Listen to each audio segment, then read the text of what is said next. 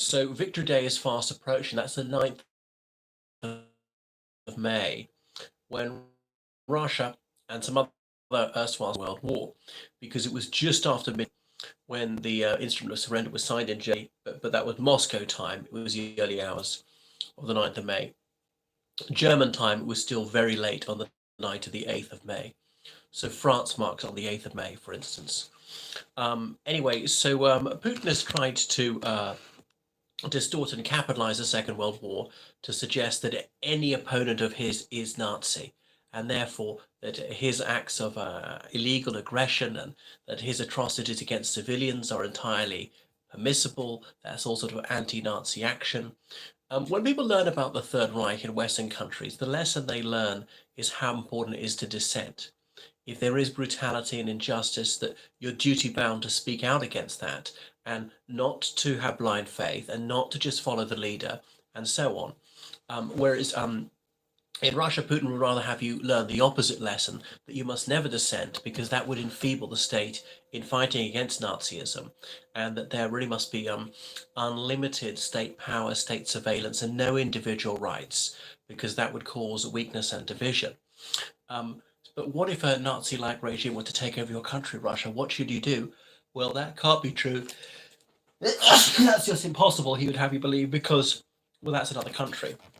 But as Churchill said, that communism and Nazism were opposites, so similar, and obviously actively cooperated in 1939 as co-belligerents against Poland. So in the first, would it be 9 months of the Second World War? No, less than that. Maybe 8 months of the Second World War. Germany invaded one country, Poland, whereas the Soviet Union invaded six. Was Poland, Finland, Latvia, Lithuania, Estonia, and indeed Romania, seizing Moldova. So that's six. So initially, the Soviet Union was much more aggressive than the Third Reich. Now, the Third Reich was a brutal and bloodthirsty regime. There's no doubt about it. We all know about the Holocaust. But up until 1939, the Third Reich had murdered several thousand people, whereas the Soviet Union had murdered several million people, mostly Soviet citizens. And so which one was a greater threat to peace? I know that the Third Reich soon became a lot worse, but people didn't know that in 1939. And it's an uncomfortable fact that people in Western countries don't want to confront that it was actually the Soviets did most of the fighting, that Western countries were only able to win because of the brawn of another vicious, genocidal, totalitarian regime.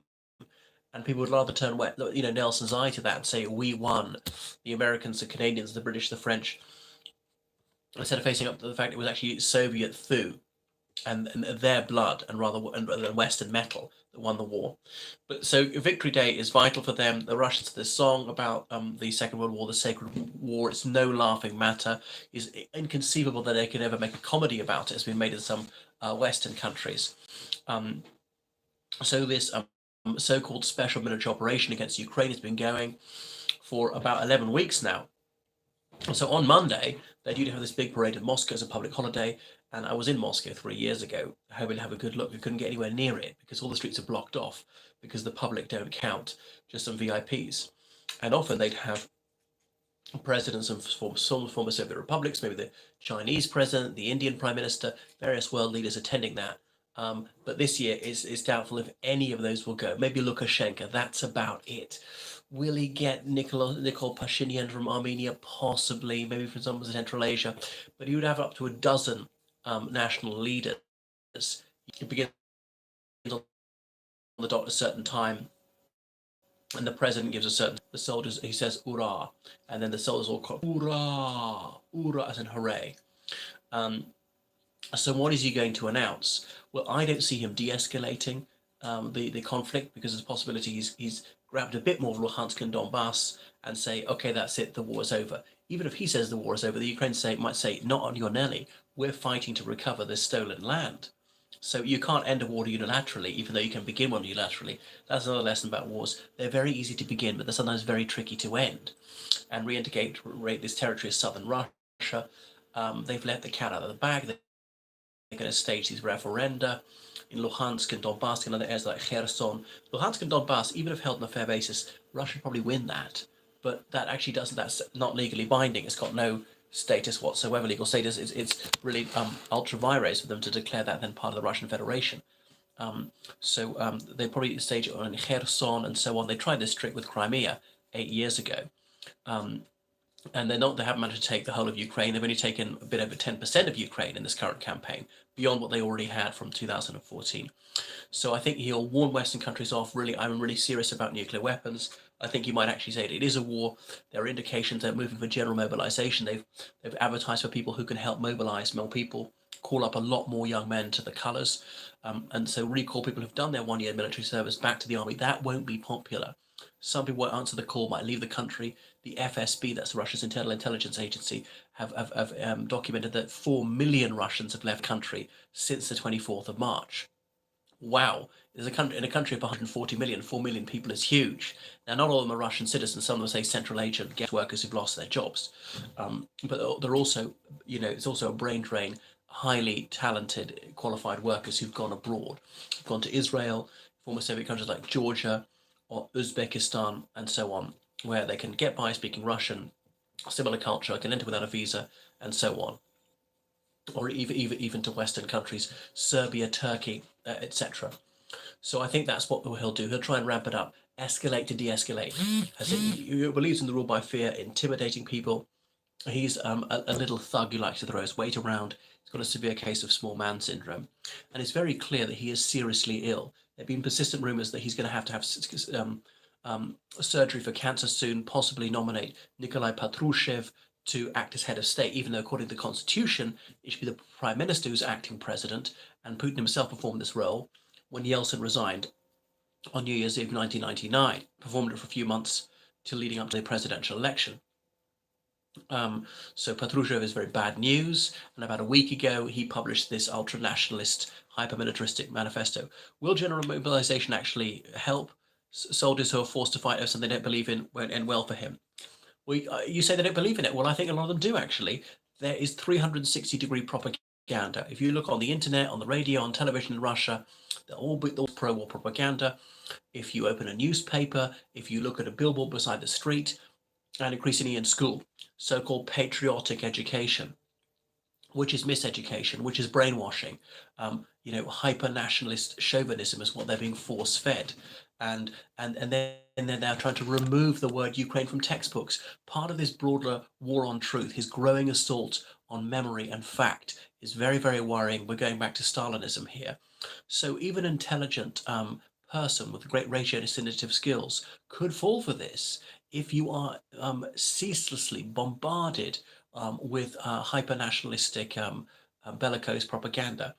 Most people will not be able to resist that. How much can your critical faculties hold that? It can't all be false, can it? If everybody else around here believes it, why do you believe whatever it is you believe, whether it's Buddhism or environmentalism or something like that?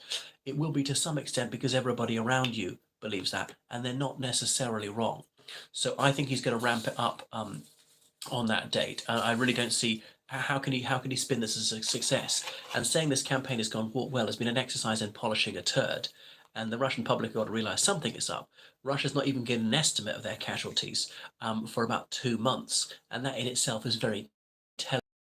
The Battle of Kiev they lost, but that was a success. Oh yeah, your intention was making much progress in Donbass and Luhansk, partly because they've run out of good missiles. I mean, cruise missiles are firing a few at Odessa, trying to disrupt Ukrainian infrastructure. They should be doing that much earlier, and they've squandered so much in terms of munitions by knocking down just blocks of flats, things with no military value whatsoever. A lot of their electronic components of Western countries, or missiles and so on, they can't get those anymore. They could maybe use Chinese ones instead.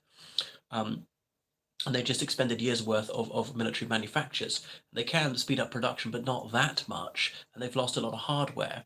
And some of their soldiers obviously very poorly trained. To think that they spend $250 billion a year on defense. And that's the second highest after the United States. That's a huge sum of money that they spend on defense. France and the United Kingdom, for example, they spend much, much less than that. They spend about, is it $70 billion on defense? And yet Russia's got a very poor result. Admittedly, a lot of that's on missiles, nuclear missiles, which they've never used, but they might be threatening tactical nuclear strikes. They might actually do it because Putin probably considered that failure is not an option now. He's invested in this, he's got to double down, and it's really backfired on him. Finland probably joined NATO. I don't think Sweden will, the Republic of Ireland will.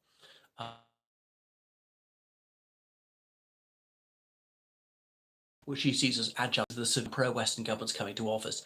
I don't think it will happen. I think if push comes to shove, the governments there, they would just mow down unarmed demonstrators in the street. Putin would send troops to help. It's certainly not strengthening regimes friendly to him. And I think before Putin came along, Ukraine and Russia actually had a cordial relationship in the 90s under Yeltsin. Um, so it's cost at least 10% off its economy, and obviously the effect of sanction takes a while to be felt. It's going to be felt more and more and more as they're running out of transponders and certain components for cars and things like that, as they can't fly loads of places. S7 is going to go bust, Urals Air or whatever, various other airlines are going to go bust. I think Aeroflot will be saved, coûte to coûte. And yeah, there's just a restructuring of loads of businesses. But the regime can probably survive that. Other regimes who are poorer have survived far severer sanctions for longer, and they may find ways to circumvent it somewhat. So that's it. It's certainly not going to be de-escalation, and he's going to say this is an existential threat for these NATO fascists before he goes for his surgery. And he certainly is severely ill. You think of the footage that they've shown us, even that on display mode, the best footage they can show us. He's visibly ill. He's having to grip the side of his chair. He's shaking even just a little bit and stuff like that. The puffy face and the forgetting himself, the coughing fits. If that's how bad he is at his best, what on earth is he like normally? A lot worse. So he'll disappear for a few days. They may not announce that when he goes in for his operation, and they may wheel out some archive footage and pretend that's him because he's made himself a hostage of fortune. It's difficult to hide his malady because the lead item in the news is what he says and does. What happened if Putin dies? An excellent question. And he's going to die, I would think, within 5 years, hopefully much sooner. But it might go to someone worse, like Patrushev, and that's why I say there's not much grounds for optimism. Okay, or Bortnikov, or Sergei Narishkin, the inner circle. Mikhail Mishustin, I think it's probably not as bad. It's definitely not going to be Lavrov, who's older, who's half Armenian, who smokes, whose affair has come out in public. And Putin's not that moralistic. He doesn't really care about extramarital affairs. He's done it himself, but he does. Right, that's enough. I said it. Hand over to one of his inner circle, Bortnikov, Patrushev, or Narishkin, who all grew up in St. Petersburg, all about the same age as himself. They wouldn't last that long because they're not much younger than Putin, all born in the 50s as well. So I don't think that would improve things really. Okay, goodbye then.